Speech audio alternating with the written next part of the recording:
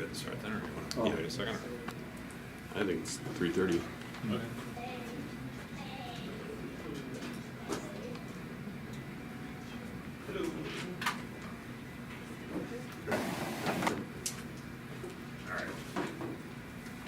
All right, welcome everybody to the Colloquium.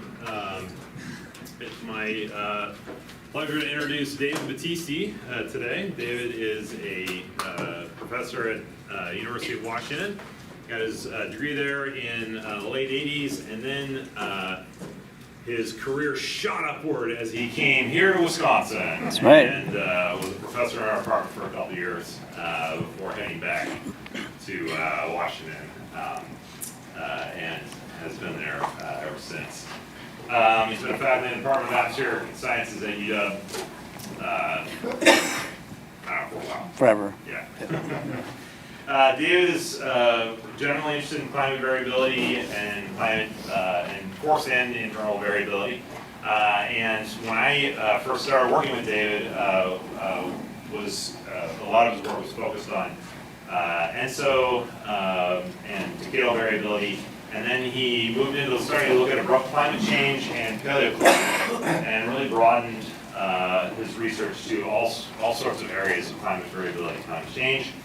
We'll see some of that today in looking at land surface interactions. He has won a number of awards in our field: the Sustainability Science Award from the Ecological Society of America, the Carl Gustav Rossby Research Medal of the EMS, which is the highest award of the EMS. He's a fellow of AMS AGU, and recently was elected to the American Academy of Arts and Sciences. All sorts of accolades that he probably doesn't want me to, does not care about as much as what he's about to talk about.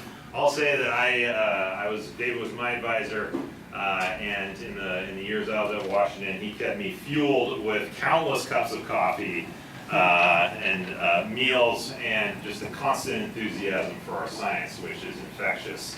Anybody who meets him realizes that, and I think grows in great ways. So it's really my pleasure to introduce my friend and my former advisor, and David. Thanks, Dan. Really good to be back. Thanks for showing up today.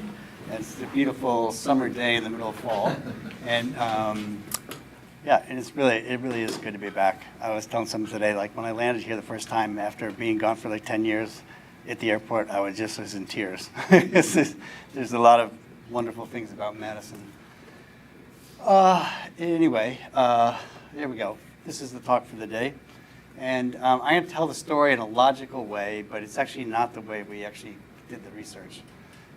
So I'll point to first the leading pattern of summertime climate variability and its related precursor anomalies. And then we'll look at how well the CMIP6 models do in reproducing this pattern of anomalies. We'll look at the impacts of interaction between land and the atmosphere. We'll look at some implications, which includes forest fires, and then a summary. Okay, so here's the leading pattern of summertime temperature, summer average temperature anomalies. So we've high-pass filters. So we've taken out the trends in the data due to wherever the trends come from.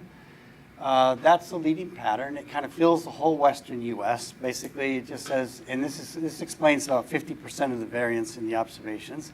So it basically says if you know it's warm somewhere in the western U.S., it's warm elsewhere in the western U.S. And it's at a pretty large-scale pattern. It fills the whole western U.S. And I'll come back to why this got my interest. Okay, it explains 50% of total variance. If you look at the Delaware product, you get the same pattern. If you look at the ERA5 land temperature product, you get the same thing. And each one of these is the time series for the different products.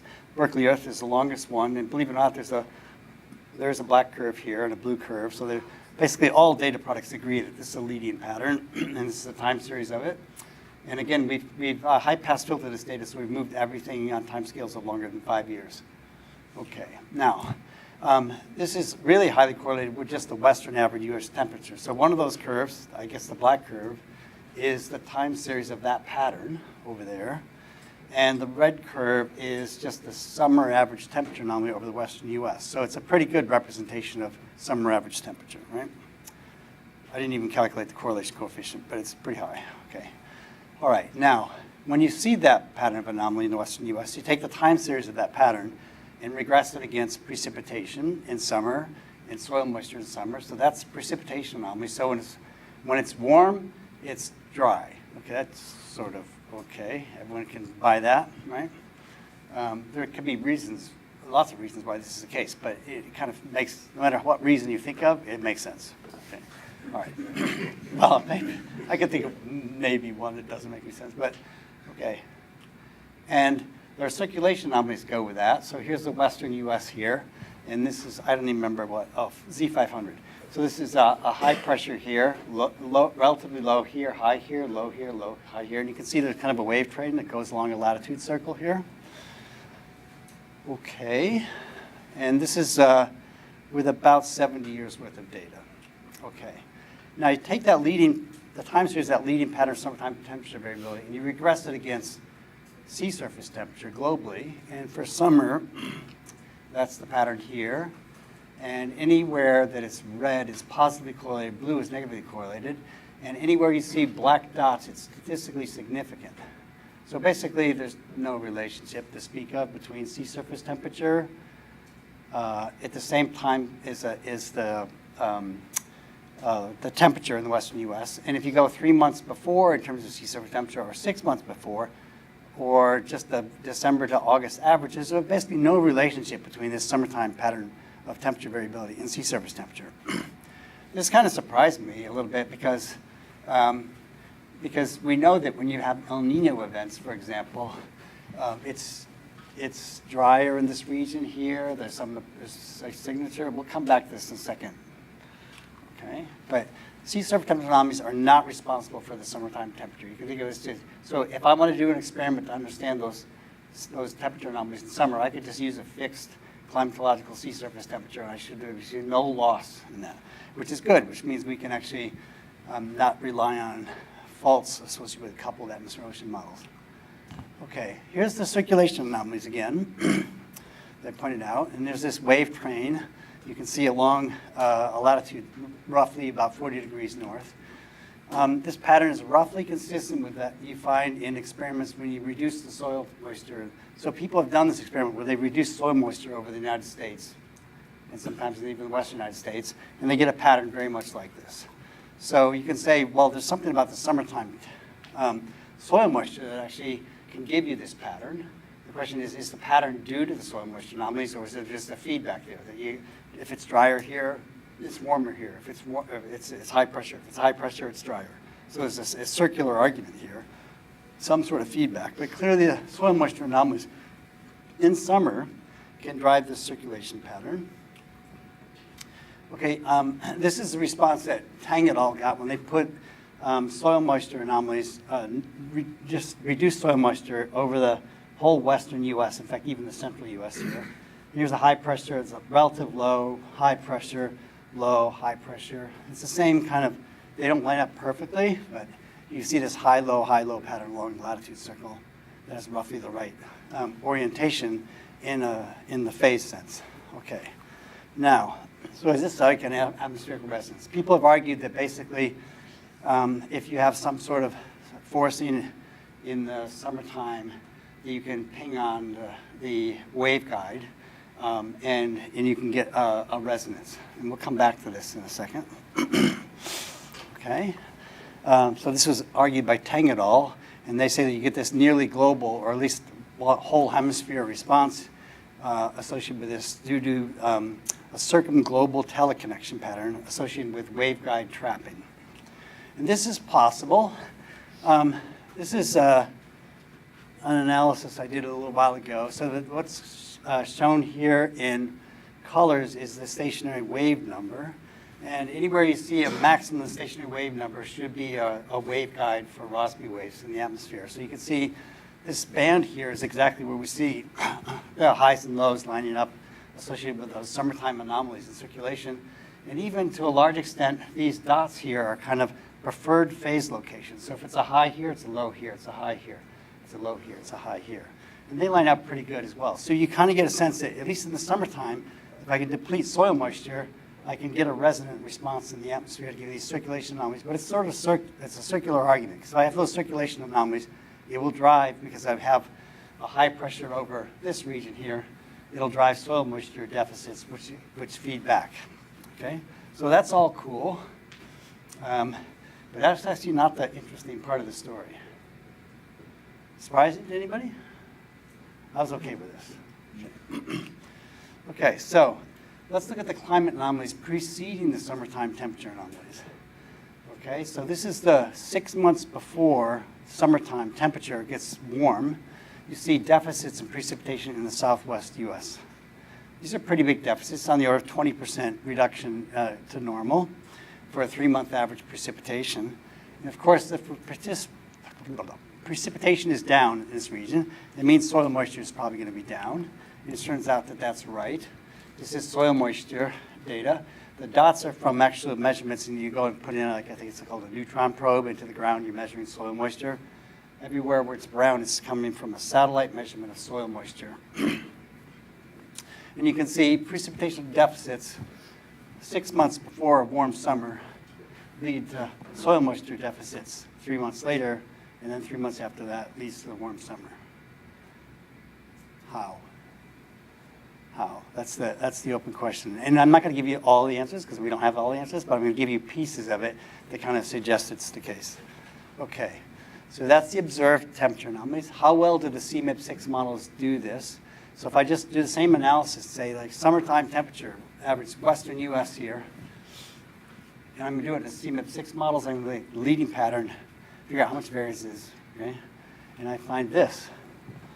I'm okay with that. All right? And most models get you this large scale dominant, and it's around 50% of the variance explained, so it's really similar to what you see in the observations. That's pretty cool. That was a surprise. Okay? Not perfect, but not bad. This must be the French model. Is it? Is IPSL French? Yeah, it's probably a French model. Okay. Okay. Now, so models roughly reproduce the observed pattern of variability, and they have the right amount of variance in it, and the right amplitude. So these are scaled for 1 sigma standard deviation of the time series, so they even have the right amplitude of the variance. Okay. Is it okay with everyone? Are you buying this so far? It's going to get worse, but is it okay? Okay. Here's the observed precipitation anomalies that lead to the warming in summer.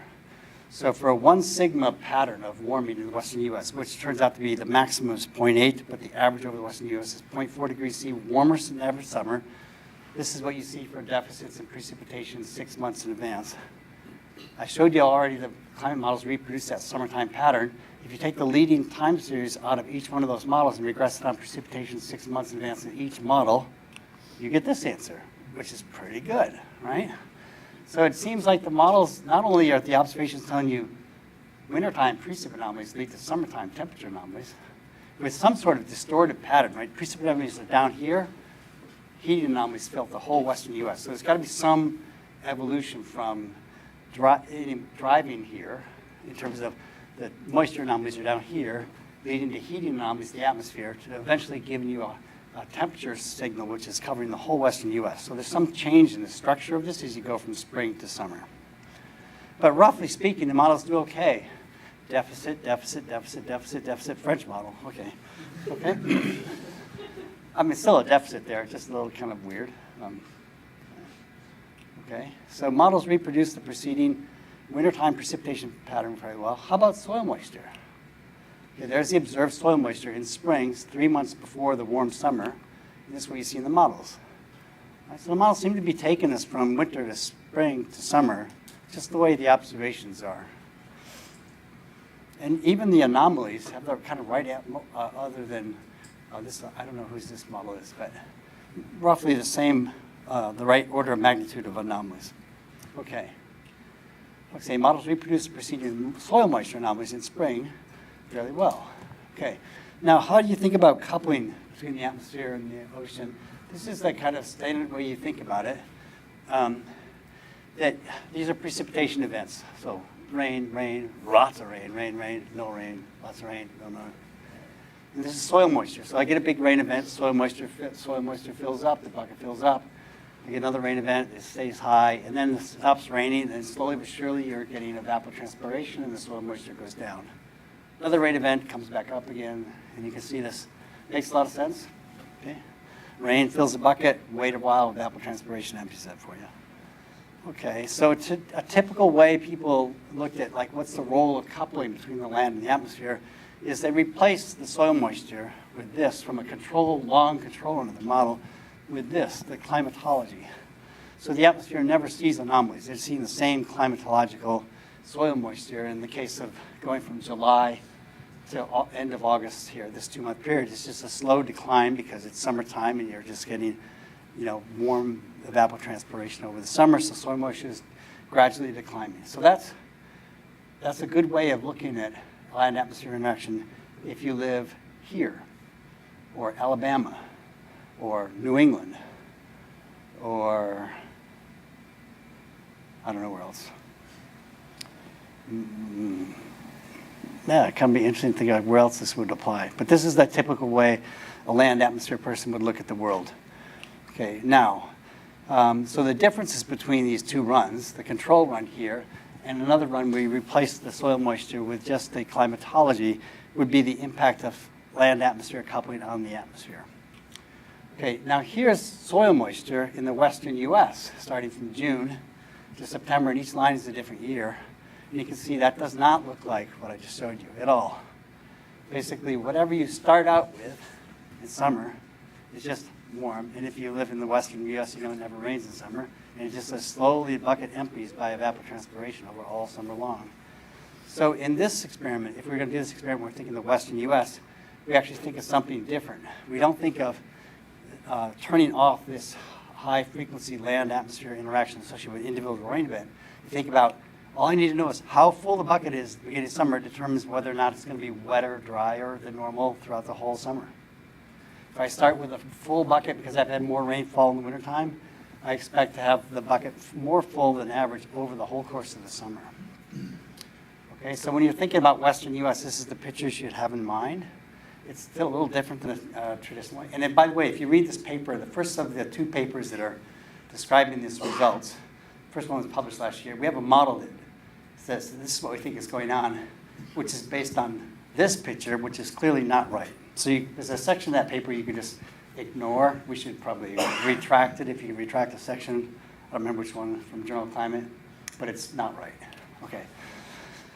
So hence prescribing climatological soil moisture in the US is probably a test of the impact of late spring soil moisture anomalies and not the impact of what's happening to precipitation over the course of the summer. Okay, so that's, here we go. So these are not the CMIP-6 models. These are the CMIP-5 models, one previous generation. They had this really interesting experiment where they said, let's do the traditional experiment where we just replace soil moisture for all the control runs with the climatological soil moisture, so the atmosphere never sees the soil moisture anomalies. In their control runs, they get this is the leading pattern of some time variability. It's roughly the same one we've been looking at before. Here's the soil moisture anomalies in the previous springs that go through each one of these patterns. And you can see, it's not bad. Deficits in soil moisture anomalies pretty much mostly in the southwestern part of the basin lead to warming over most of the western US. Okay? Not as good as the CMIP-6 models, but not bad. Okay, now, if you look at the multi-model mean of those things and say what's precipitation deficits in winter, 6 months prior to the summer temperature, you end up with this pattern, which is what we see in the observations. That soil precipitation deficits here in summer lead to in winter lead to warming in the following summer. And then you do these uncoupled experiments where we just replace the soil moisture with climatology and we work through. And you still get these patterns of variability in the atmosphere. And you regress it against soil moisture anomalies. Of course, the answer is there's none, right? So it's 0. So here in this uncoupled case, the atmosphere doesn't know anything. There's no soil moisture anomalies to know about. Yep. Was the previous figure? That was the CPEP-5 absolutely coupled models. This is coupled. Yep, Got it. this is coupled, right? This isn't like- So now I'm going to show you a row of these things, which is the same row here. I'm going to show you the same thing in the uncoupled models, right? Okay, let's go back here. Okay, good. There it is. Okay, here's the leading pattern of summertime temperature variability in the coupled models. Here's the leading pattern of summertime temperature variability in the uncoupled models. You can see roughly it's still a pattern that fills the whole western U.S. There's some probably Rossby wave argument that tells you how big this pattern should be. We also know, let's see what else. But there's also something else striking here. These are like brown. These are pink. The amplitude is way reduced, right? So not taking out the soil moisture anomalies reduces the variance in this pattern in the uncoupled models by about a factor of 3 in terms of variance.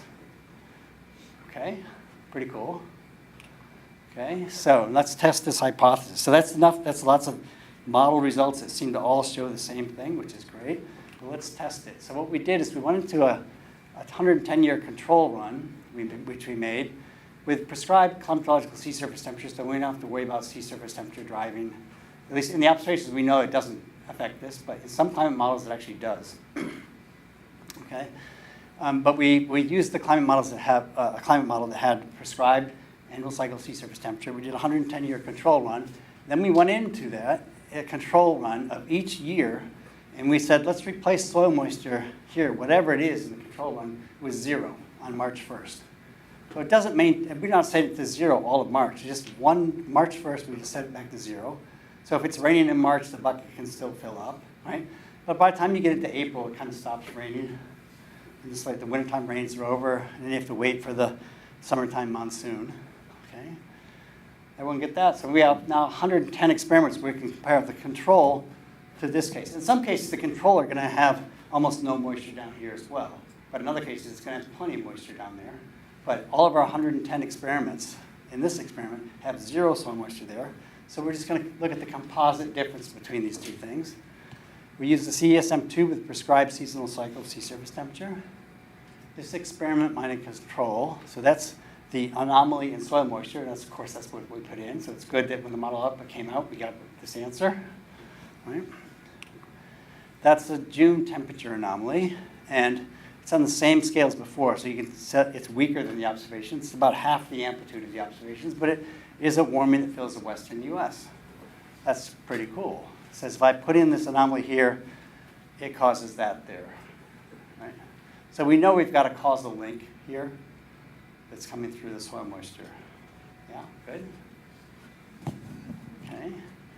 And that's the observed pattern. It's roughly the same. The amplitude is much bigger. Okay. This is on a nonlinear scale. This is on a linear scale. But if you work it out, it's about half of the amplitude of the observed. So the model's reproducing this only of what's observed. Okay. Now, there's the June precipitation. And that's the answer from the observations. You can see even the pattern here is roughly the same. When it's warm in the western U.S., it's dry up here in summer, and it's a little wet down here. And that's what happens in the observations as well. So this is pretty cool. I was really surprised that the models were doing this at all, given how poorly we understand land processes in climate models. Is everyone okay with this? Any surprises? Well, surprises for me, yeah. So you set the soil moisture to 0? Yep. But it seems like in your observations, if I was reading it right, it was a positive soil moisture anomaly. No, negative by about 20%. Yeah. Okay. Yep. Yeah. And it does keep on raining in the model through March. So by the time you're end of March, if I average this anomaly for March in our experiments where we put in, it's roughly 20 or 30%. So it's pretty comparable to what you see in the observations. Okay, thanks. Good. Okay. So the pattern is fairly good. Here's the soil moisture anomaly from observations. Here's the temperature 6 months later. And the question is, how do you get from one to the other? Right? How do you get from soil moisture anomalies down here to temperature anomalies that fill the whole western U.S.? Okay, this is a puzzle. And we don't have the full answer to this, but we have pieces of it. Okay, all right. So here's a kind of evolution of temperature anomalies at the surface. There's a surprise here right away. This is the soil moisture anomaly averaged over all the 110 depletion experiments we got compared to the control. So it's negative here. Right? This is the March temperature. It's cold. That's kind of weird, isn't it? Like, this is daily average temperature. It's kind of weird because you think like if you depleted the soil, you don't have to put so much energy into latent heating, so you should get more heating of the surface and then more sensible heat flux, and you think it'd be warm. We'll come back to that. It's the coldest time of the year now. It is the coldest At time of year. 8:50. Yep, yep. Yeah. At 8:50, yeah. LA's coldest month is March.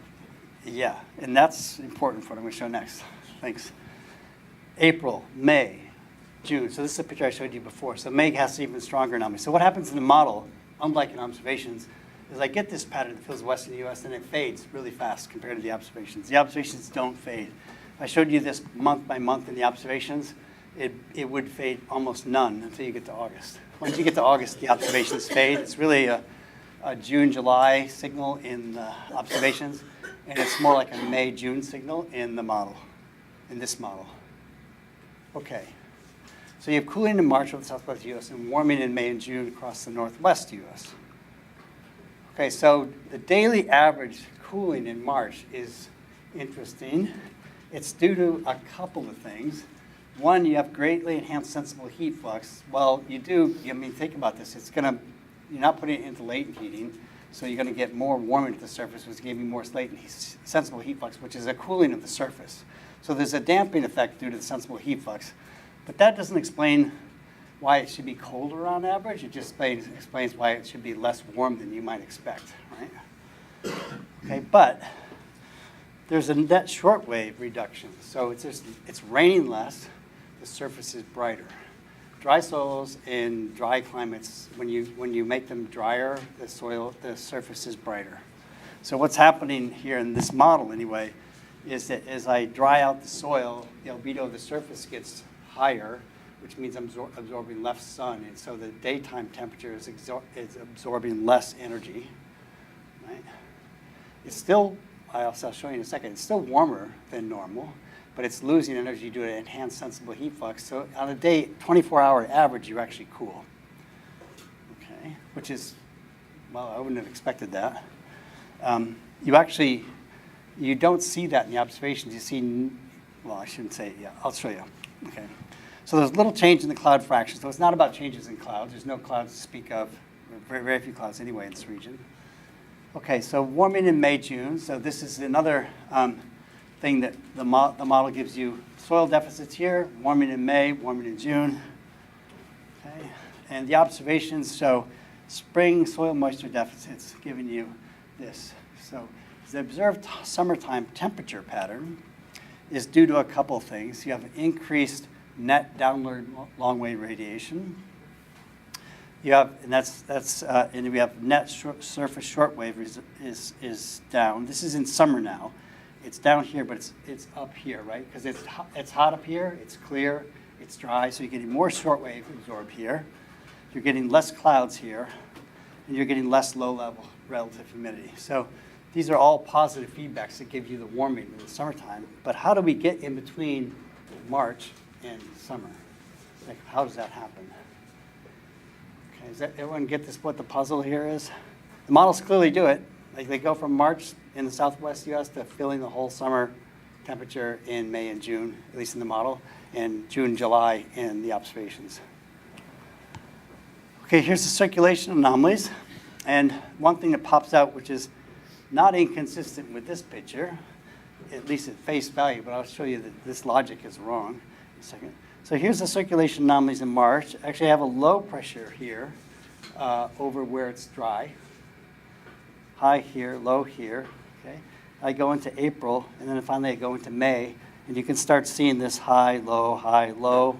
Well, it doesn't go so low, but it's only May, okay? High, and then low again over here. You know, roughly you're getting this sort of circumglobal wave type of thing. It's setting up. It sets up by June. Okay. Now, so the hypothesis we had was that diabatic heating of a drier surface excites quasi-stationary velocity response, like like Brandstetter and Tang et al. Just described.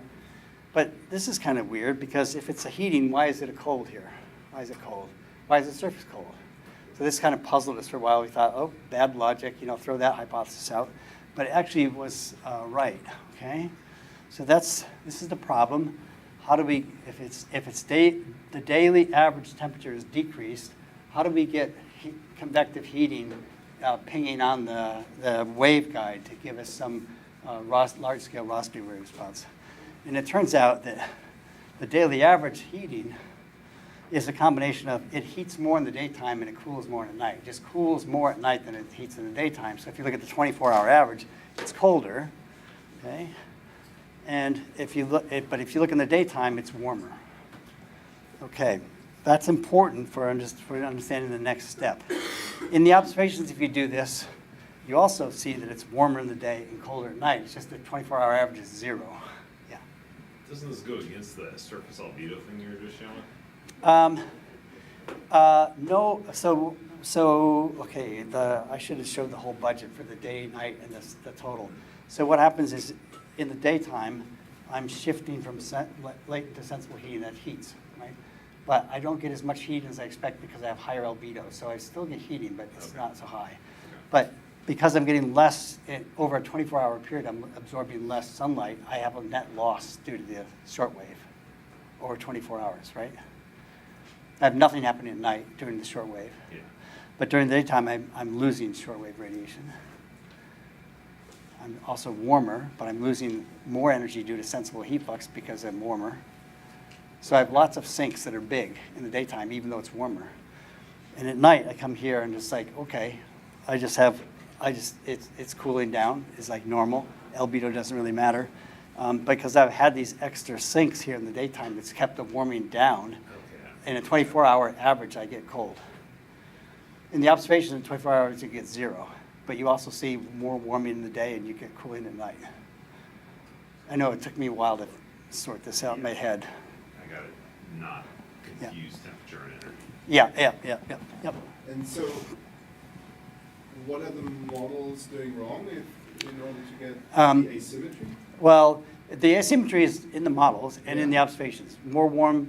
The temperature difference in the observations is warmer during the day than during night associated with this, right? So that's right. But it cancels out in the models, in in the the observations, but not in the models. Yeah, so I think what's happening is the albedo effect here is too large. So if we didn't have a change in albedo, it'd be warming in day and night. Do you have right? snow? Yeah, we do.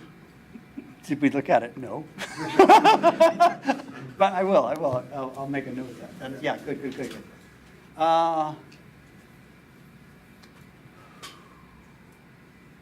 Yeah, that could matter. March, this is pretty high, right? So even though there's not, yeah, so it could be the plant, not set plants, it could be that there's more snow, but there's less precipitation. What about plants that would affect albedo? This is- question. This is mostly a place with plant here, plant here, plant here, a lot of dirt in between. So it's mostly and in fact, I know the albedo effect that we looked at here is the surface albedo. But that could be snow as well. I don't think so though. There's a whole lot of snow in southern Arizona. Yeah, Yeah, but up in the mountains. But yeah. in the winter. And some of this is pretty high, right? Even without mountains. So we'll look at that. It could be the answer. It doesn't change the base effect that there's a high albedo thing. In the observations, there is also an increase in albedo, but it's just not enough to give you the 24-hour cooling. Okay. All right. Here we go. So what's next? Oh yeah. So our hypothesis now is that it's not the 24-hour average temperature change that matters. It's the daytime heating that matters. There's daytime heating. And if you can get that heat from the surface up into the atmosphere, you can ping on the the jet, and you can get a response. Okay. So here's a time series going from 1st of March to the end of March. And this is temperature. And down here is vertical velocity in omega. Red is upwards. Okay, here. And red is warm here. So you can see warm, up, warm, up. You're just seeing this daily convection moving warm air from the surface in the daytime up into the atmosphere, which is exactly what you kind of want if you want to say, I'm gonna ping on the waveguide basically and get a response. So you're getting this upward motion of warm air here. It's going pretty deep into up to 600 here, into troposphere. And that's happening, boom, on a just day basis. And then at night it goes away. Just that daily convection. Basically, it's being driven by the heating in the daytime right here. But then look what happens here. Boom, it's just cold, right? It's just cold. And the motion is pretty much upward throughout the whole column of the atmosphere. This is a different response. This is not a convection response. This is a large-scale atmospheric response, right, where the atmosphere as a whole is just kind of going up and you're getting adiabatic cooling, right, and you're seeing that here. So if I average over 24 hours or 30 days here, what do I see is I see cooling. And I see a low pressure aloft, right? So that's, remember I showed you the picture of the circulation anomalies in March, and you saw low pressure where we put in those moisture deficits? It's because of this. It's because of the Rossby wave response, not because of the heating. Yeah? Pretty cool. So this one I think we got this one sorted out. Let me show you. So this is 3-hourly model output. Here's a movie. It's starting on the 1st of March. I should stop this for a second.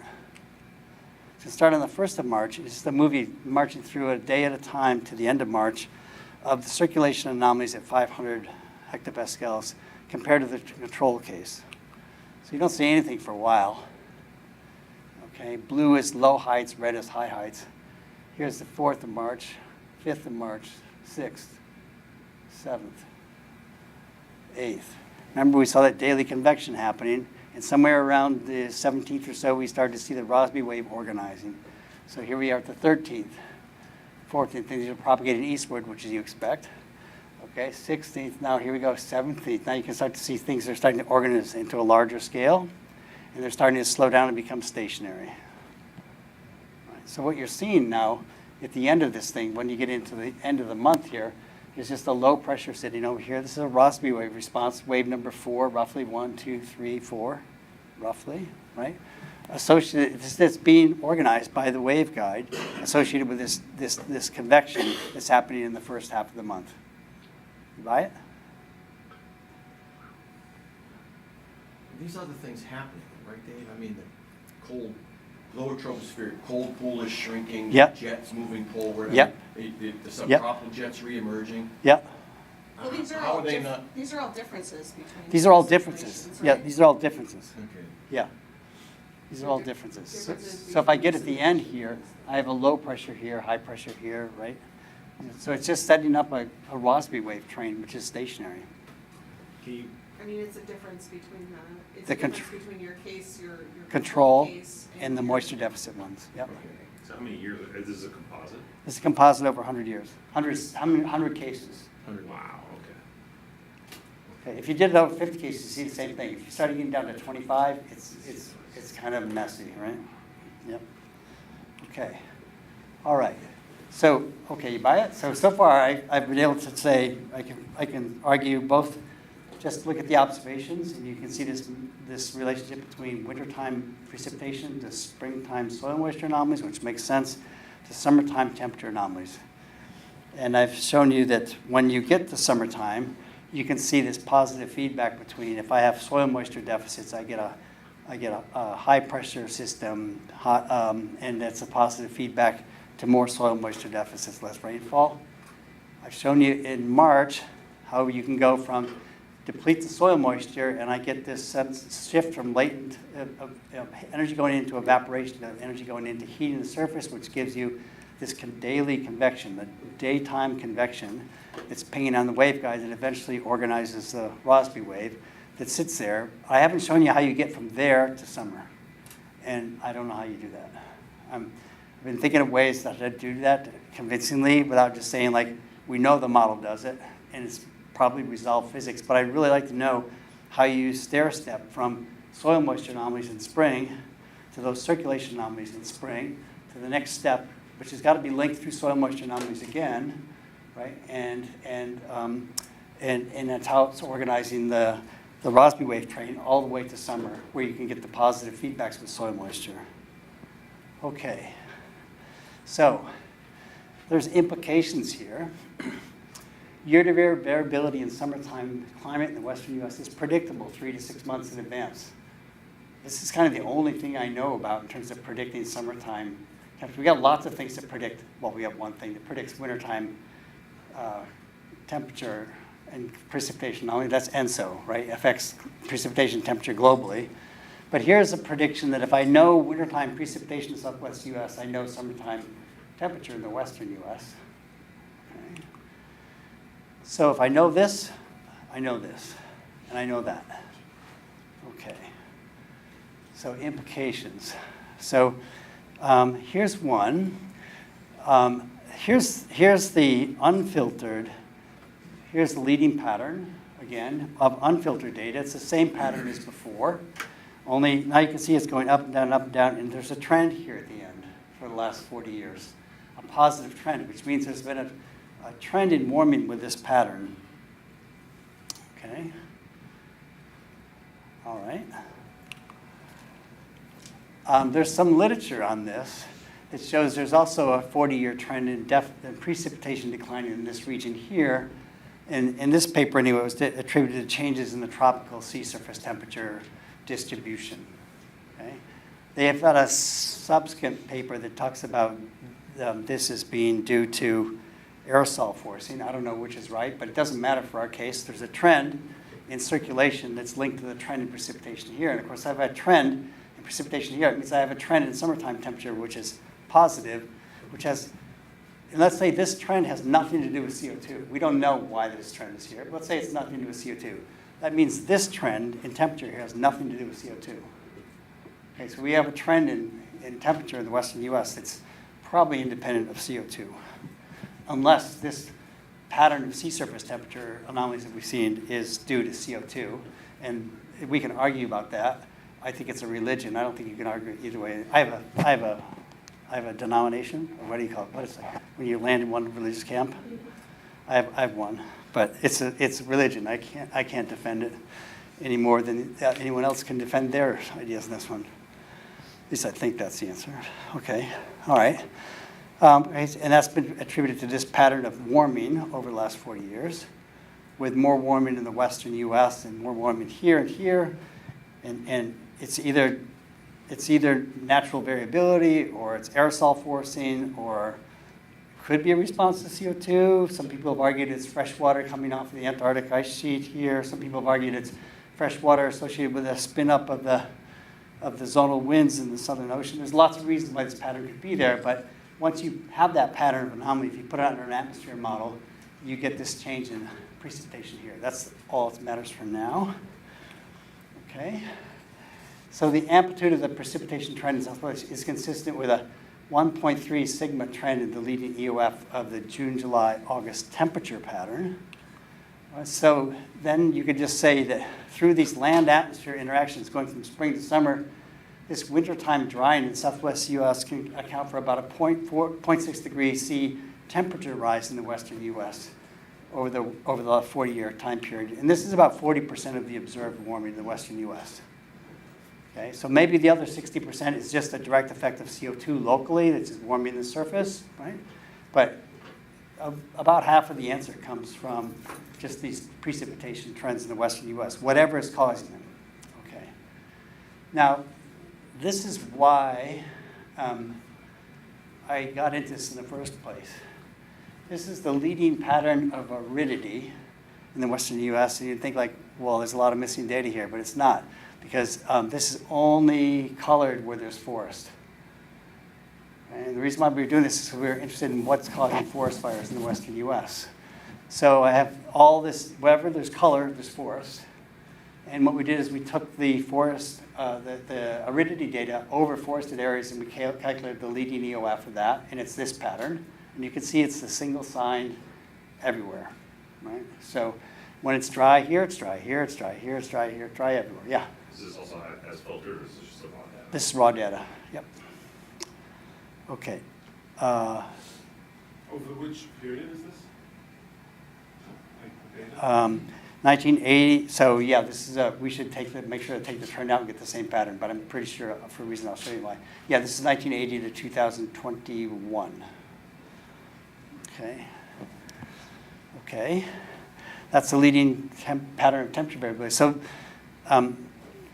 yeah, okay, good. So that kind of makes sense. It's warm everywhere, so it's arid everywhere. And this aridity is measured as climate water deficit, which is some combination of moisture variables and temperature variables. Okay, and this is the time series of this pattern, and it's a time series of this pattern, and you can see they're really highly correlated. Yeah, there you go. There's the trend. If you take the trend out, the correlation is the variance explained is 0.53, so it's still good, right? But with the trend, its variance explained is 80%. So the leading pattern of aridity in the western U.S. is highly correlated with the leading pattern of summertime temperature variability of the western U.S., and it fills the whole western U.S. Okay. All right. So aridity is primarily determined by temperature via vapor pressure deficit. Kagan McCall just sent me a really interesting paper that suggests that's the wrong statement, and I think he's right. His argument is that soil moisture controls basically the moisture content of the fuel, and if soil moisture is down, the fuel moisture content is down, and therefore the temperature is hot, and therefore the VPD is high. So the dryness of the fuel is related to the dryness of soil moisture. That would be his argument. Either way, it doesn't matter, because VPD would just be an index then of how dry the fuel is. Okay. So this is why I started doing this in the first place. Everything that's pink here is something that is burned somewhere in the last 40 years in the western U.S. Anything that's red is a place that's burned at least twice. Okay, you've had a reburn. Okay, and that's the temperature pattern again. And here's a time series of the burned area in log, and this is the time. This is the PC, the time series of this. And you can see they're really highly correlated, both in year-to-year basis and in the trends.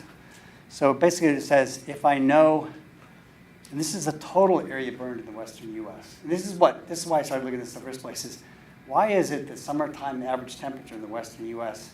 explains the total area burned in the western U.S.? Wouldn't you expect more that it burns up here because it's warm and dry up here, but maybe it's not so warm and dry down here? Maybe it's wet. So you think that on summer average you would kind of wipe this out, but you don't. And the reason why you don't is because temperature everywhere is the same in the western U.S., right? So basically what I have is I have warmer everywhere. And if I have stochastic lightning coming down, it doesn't matter where I light my fire. I'm going to have fire, and I'm going to have more fire in a drier year, right? It just might not, it's going to be randomly distributed, right? So this explained this really weird relationship between summer average temperature in the western U.S. and total western U.S. area burned. If the temperature pattern is large scale, then you expect the total area burned to be linked to the temperature, right? So that's why I started doing this in the first place. So I didn't understand why that relationship worked. And then we worked backwards all the way to the story I've already just told you in the last 40 minutes. Okay. So forest fires are strongly related to aridity, which is primarily determined by temperature, by vapor pressure deficit. Again, I think there's another argument can be made that soil moisture deficits lead to fuel deficits, which leads to higher temperature, which leads to higher VPD. But it's kind of not really, doesn't matter for this argument. The leading pattern of temperature variability is single-sided and spans the western U.S. The implication that the year-to-year variability in fire area burned is predictable 3 to 6 months in advance. Right? If I can predict this pattern 3 to 6 months in advance, I can predict fire area burn 3 to 6 months in advance, which means I can put my fire truck in the right place, or I can park it in the garage. Yeah, I wouldn't do that if I were you, but I'd still put them out there. Okay.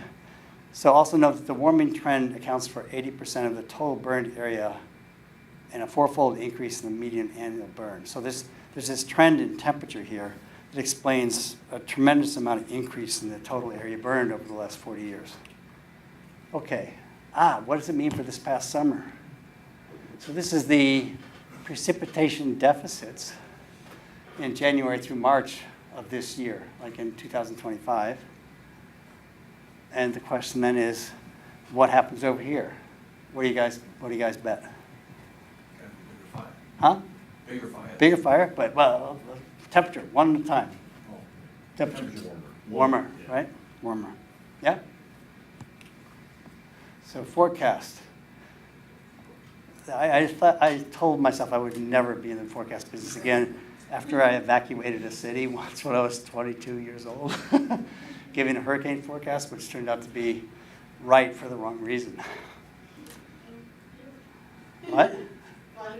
Yeah, but you should have seen the TV forecast all morning long yelling at the bad advice from the meteorology people. And then it finally did flood, thank God. Okay, well, I mean, I'm sorry. I used to have a clipping on my door, you know, like this poor guy in India had a bad monsoon forecast, and the headline sometimes was, meteorologist beheaded for bad forecast. You're like, okay. Okay, so the forecast based on that alone would be considerably hotter than expected throughout the western U.S., drier than normal in the northwest U.S. in summer, and more forest fire. Okay, so that's what actually happened June, July, August. I couldn't get this data, so I just had to download it from a different site, so different colors. But these are 1 degree above normal. The pink here is somewhere between 0 and 1 degree above normal. Orange is more than 1 degree above normal. And you can see there's some spots here that are 2 degrees above normal. Okay, it's not exactly the same pattern, but it's like in the ballpark. And it's much more than you expect from just the precipitation deficits by themselves, okay?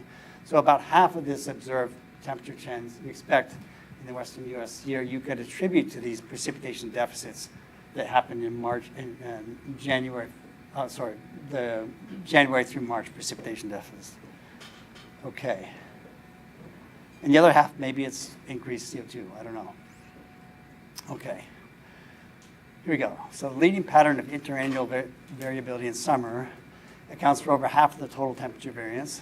It's same-sided in anomalies that span the entire western U.S., and it's not related to sea surface temperature anomalies. Summer average temperature anomalies throughout the western U.S. are correlated with previous winter precipitation anomalies in the southwest U.S., and they're mediated through the springtime soil moisture anomalies in the southwest U.S. Model experiments support a causal link.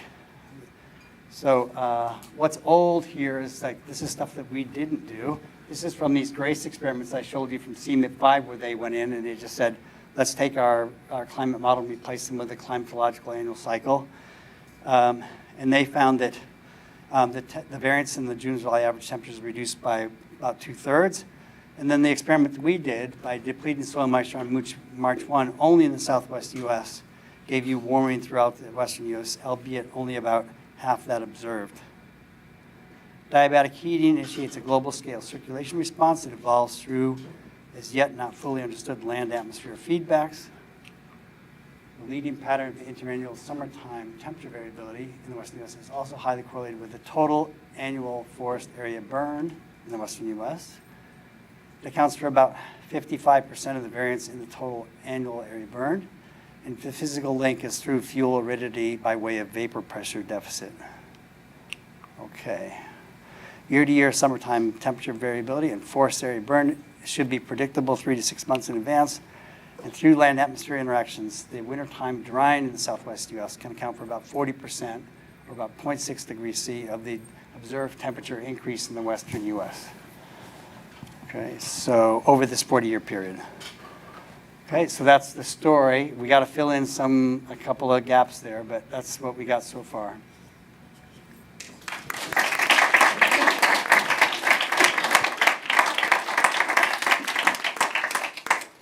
All right, let's take some questions. We always start with questions from the students first. So, Jack. So yeah, so it kind of seems like, so this talk is looking at, soil, or like trying to attribute soil moisture to then circulation to then essentially like temperature anomalies. Do you think that so kind of working backwards from that, what you said you had to do you think that you are at the logical starting place, or do you think there's work to go back even further and say, can I find something that is trying to, that is acting as some sort of pre-signal to the precipitation anomalies themselves or the soil moisture anomalies themselves. Well, the thing I would have looked at is sea surface temperature, right? I mean, we did look at it. So one of the things that surprised me that when I first saw this, I thought, well, there must be a relationship between El Nino and summertime temperature variability then, because it's El Nino, we know, affects soil moisture, precipitation in the southwest U.S., right?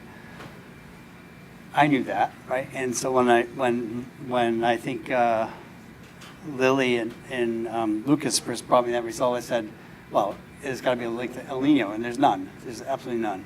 I thought, like, well, something's wrong here, right? 75-year high-pass filter data, though. It's high pass. The high pass filter is 5 years, right? So I still have the interannual stuff in there. So, what I did already know, but I forgot, was El Nino explains very little of the precipitation anomaly in the southwest U.S., even though people talk about it all the time. So you got a blackboard here? I'll show you this. Oh, look at this. Oh, I can do You this. gotta get this one. That's okay. It's good enough. You don't need much room, you can use that, but I remember where every data point was anyway. Okay, let's see. Okay. Let's say, let's see how I want to do this. you can use the side board or whatever. Oh, yeah, look at that. Now I'm exposed. I have to draw a really accurate plot here. I have this somewhere on my laptop, but let's say this is Nino 3.4 here. So measure of ENSO. This is like big El Nino event. This is big La Nina event. And this is Southern California precipitation in this axis, right? Let me see if I can remember what this looks like. Looks like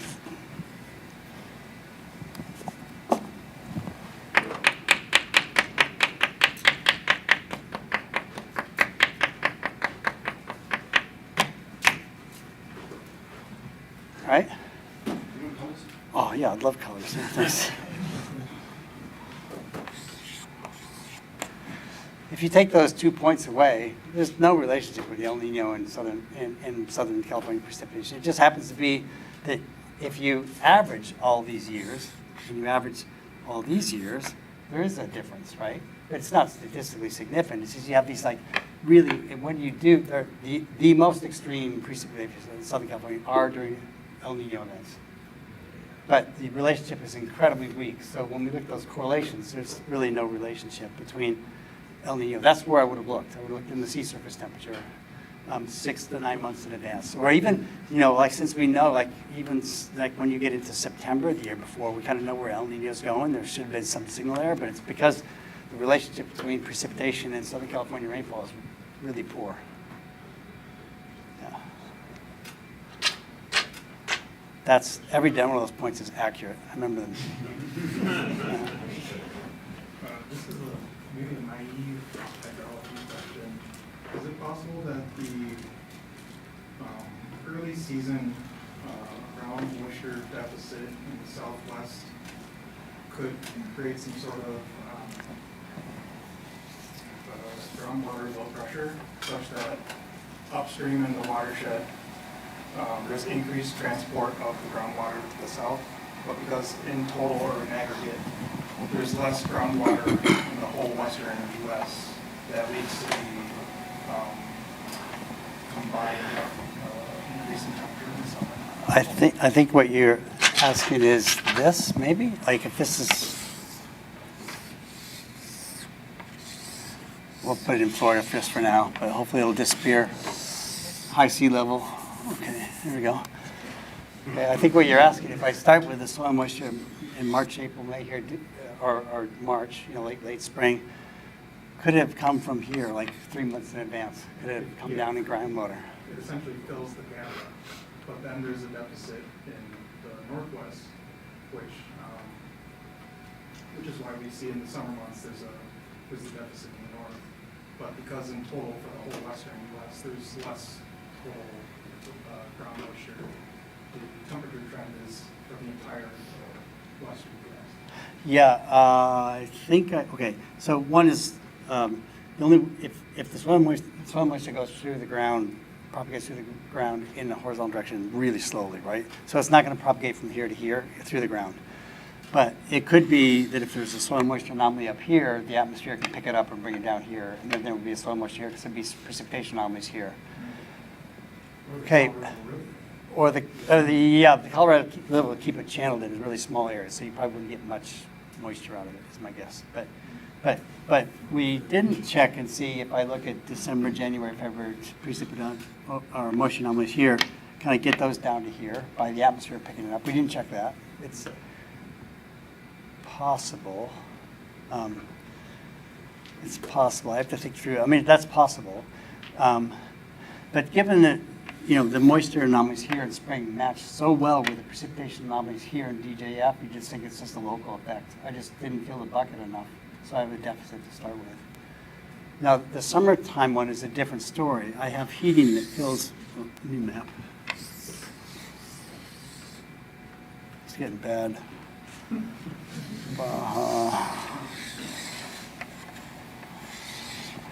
Florida, okay.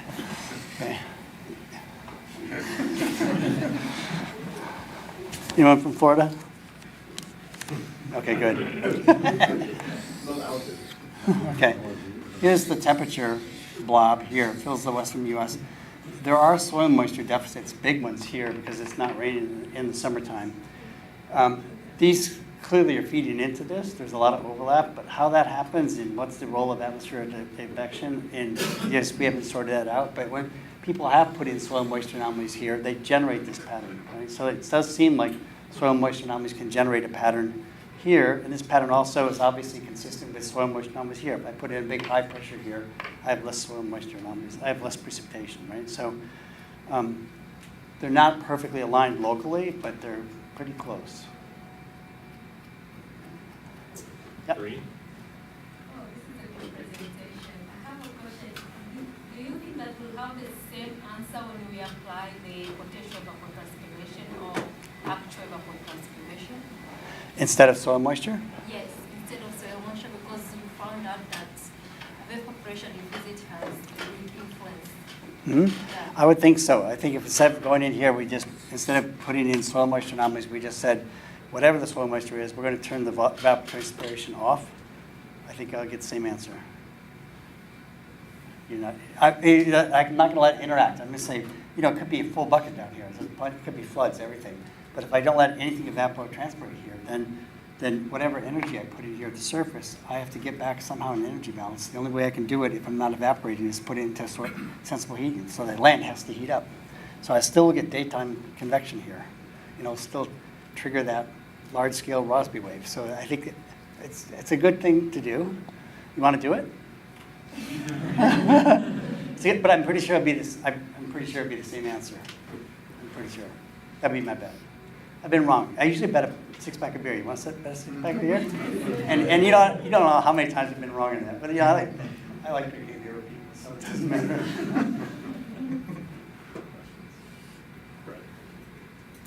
Your experiment where you set the soil moisture to 0 in March 1st, and you showed the anomaly in the beginning of the period, you get increased convection. Is that because of the change in albedo, or why? I think, why do you get increased convection? I think it's mainly because we reduce the ability to evaporate at the surface, so we don't get the evaporative cooling at the surface.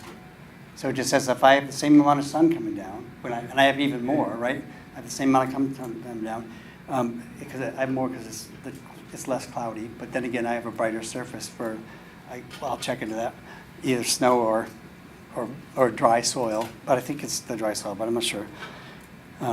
If I have less ability to absorb heat by evaporating, I have to put it into heating the surface, which means I'm going to get more sensible heat flux out. So I'll get more of this convection during the daytime.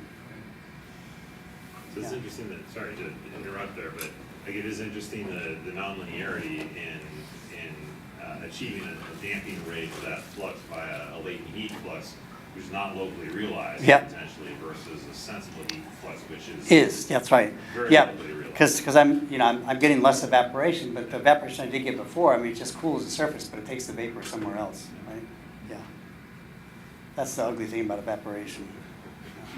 Yeah, Dave, really interesting on many levels. One question I have is, you picked March 1 as a perfectly reasonable place to empty the bucket. What if you moved it to the 15th or to April 1st? Any substantial differences? Because, you know, by the time you get to March 1st, maybe it's already been dry and there isn't that much there, but by the time you get to mid-March or late March in the southwest US, things are a little different. Yeah, I yeah. wonder if it would make a more noticeable difference. Yeah, I think in one sense we were lucky, because if we look at the end of March in our experiment, you know, it's still raining a little bit. You know, Yeah. so if I look at the average, so even though I went to 0 on March 1st, if I averaged all those 100 experiments over the whole course of March, I end up with a 20 to 30% reduction, which is what the observations are showing. So we're lucky, right, to hit that. If we had done this instead of March 1st, January 1st, of course, it would have just kept on raining, we filled the bucket, we would have Yeah. seen nothing. Right. If we shifted it later, I think the problem we would have is you're now putting in deficits at a time where the waveguide is evolving, and it might be pretty different, you know, so that this sensible heat flux we're getting in the daytime in March, which is pinging on the waveguide, you know, if instead I delay that to April, I'm going to have a different structure of a waveguide I'm pinging on. Definitely. Right? So I could get a different response Yeah. in the Rossby wave, which means I might get a different feedback in terms of getting this signal to propagate away from here.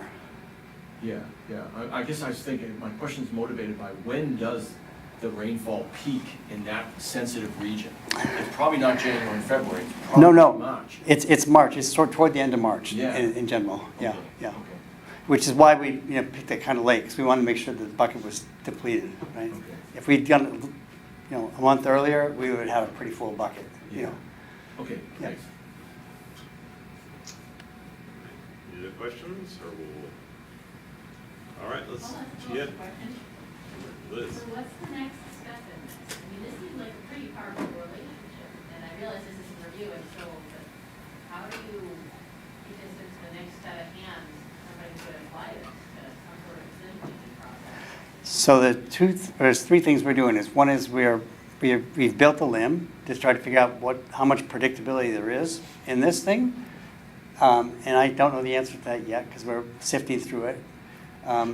Is what we're predicting a smaller fraction of the variance or a big fraction of the variance?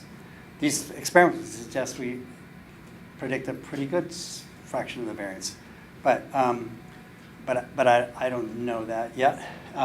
That's one thing to do. The next thing to do is to do the same kind of analysis and the same experiment where we deplete springtime soil moisture in a different DCM, just to make sure it's robust across DCMs. That's another thing. And the last thing we should do, and this I think is Stephanie here? Maybe she's online somewhere, is to think about, like, okay, if I have my March conditions and it pings on this waveguide and it's giving me a response and it's creating soil moisture anomalies in a new place a month later, if I put those soil moisture anomalies in a GCM in March conditions, do I get the waveguide response in March? So in other words, like, do each of these experiments for each month to see if we can actually show that the interaction between the soil and the surface is really driving those circulation anomalies that get us from March all the way to May. So we could do that with a stationary wave model, might be one way of doing that.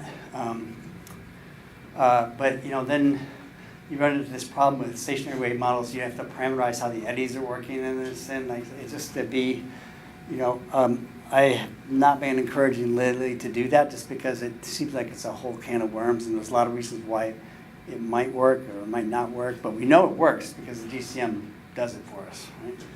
So I think the next thing would be to see if we can do the same experiment in another model. It seems to have even a better relationship in a control run between the precipitation anomalies, moisture anomalies, and temperature anomalies that we see in the observation. So there's three more models that actually are better than CSM in terms of their control run than the CSM ones. So I would pick one of those and say, let's do it with that one and see if we get the full amplitude of the response that lasts through most of the summer. But you're attacking, you're addressing this problem from two different directions. So when you're doing the forward direction, or to begin with, you went the backward direction. Yep.